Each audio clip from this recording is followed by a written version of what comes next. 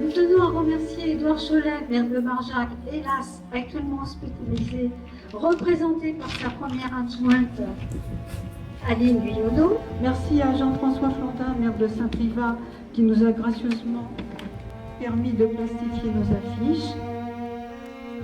Organiser un forum, c'est se faire rencontrer différentes expressions artistiques, qui vont du figuratif au non figuratif, du réalisme à l'abstraction, mais surtout une rencontre émotionnelle avec des œuvres, avec l'intimité d'artistes et de leur création. Cette année 13 artistes sont présents, 8 peintres, 4 sculpteurs, un photographe qui est aussi sculpteur et dessinateur, qui ont fait preuve d'une sympathique collaboration lors de l'installation, pour ma mise en valeur de tous. Par ordre alphabétique, nous avons en peinture Cambou. Que soit le support ou la technique pour elle, dans le cheminement vers la création, c'est la sensation qui est le guide, le graphisme s'impose et l'énergie est là.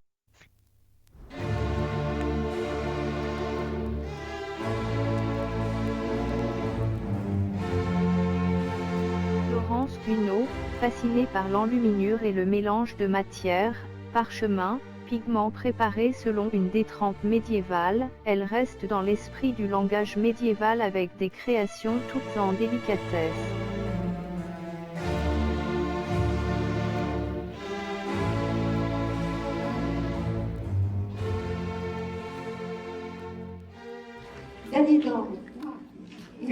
Donner du visible à l'invisible reste le fil conducteur de mes recherches.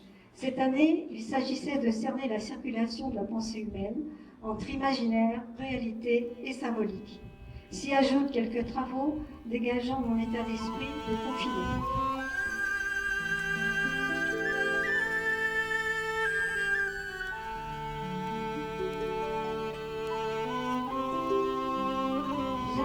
Jacqueline de Coninck, attirée depuis toujours par le dessin, depuis 2007, elle réalise des portraits de femmes, qui touchent par leur action, leur destin, ou leur expression, femmes prises dans l'intimité, d'un moment de leur vie.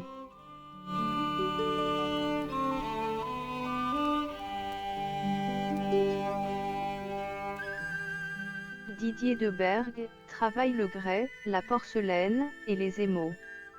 L'alliance de la rusticité des grès avec la douceur de la porcelaine, crée une opposition, rupture dynamique alliée de l'émaillage.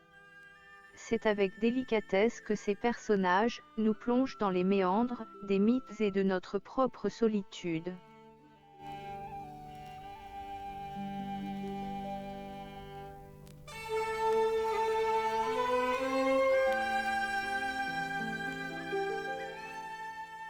Véronique de Segaud, lignes, formes, arches ou voûtes forment des citadelles, témoignage de l'homme dont la présence reste ici, invisible.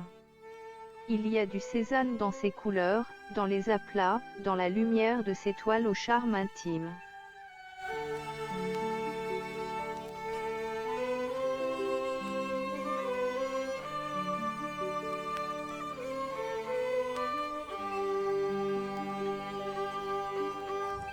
Béatrice Ferrero. Béatrice nous avait habitués à ses sculptures, mais cette année, c'est le dessin qui a pris le pas.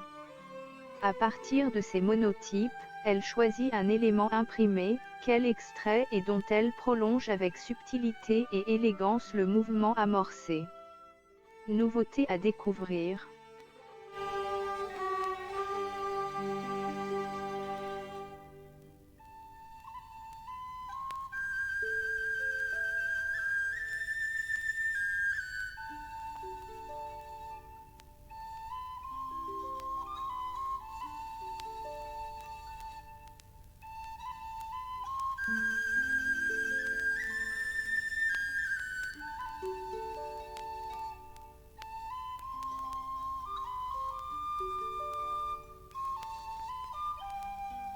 Christ Pantokrator et Nusselia Chamanto, sont deux artistes ukrainiennes, du fait du virus Covid-19, n'ont pas pu passer la frontière.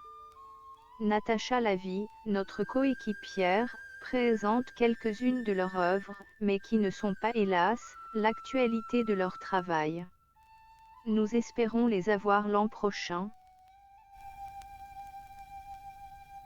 Maurice Roustan, les photos aériennes des salins du Midi, entremêlant matières et couleurs, nous entraînent dans une abstraction vertigineuse de mouvements et d'espace, drainée par le courant des couleurs. De la photo à la matière, il n'y a qu'un pas, que Maurice franchit aisément, en développant la troisième dimension, le relief avec des matériaux bruts, notamment métalliques, de corps féminins en pleine évanescence.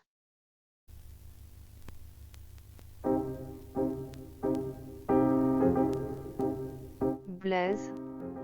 Son travail est une association de la dualité des matières premières, bois, écorce, métaux variés et couleurs.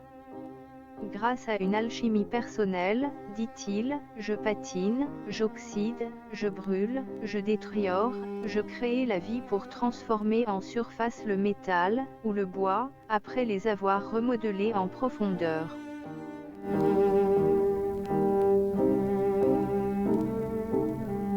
Dany Boteach.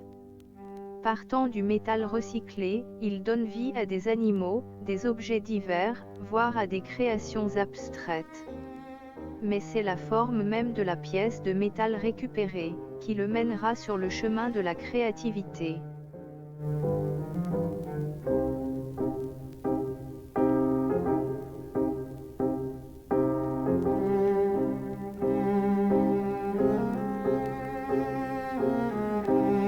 Bernard Volmy.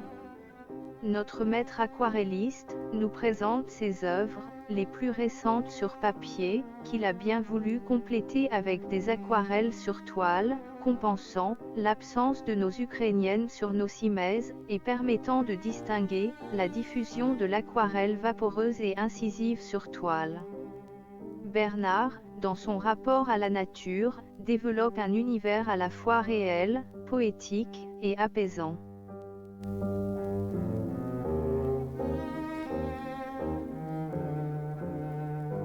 Et donc pour vous remercier tous, vous féliciter pour toutes ces œuvres qui sont toutes très différentes et très jolies, qui apportent beaucoup d'émotions. Donc merci d'être là et puis j'espère que tout va bien se dérouler, qu'il y aura une bonne affluence et que tout le monde sera ravi.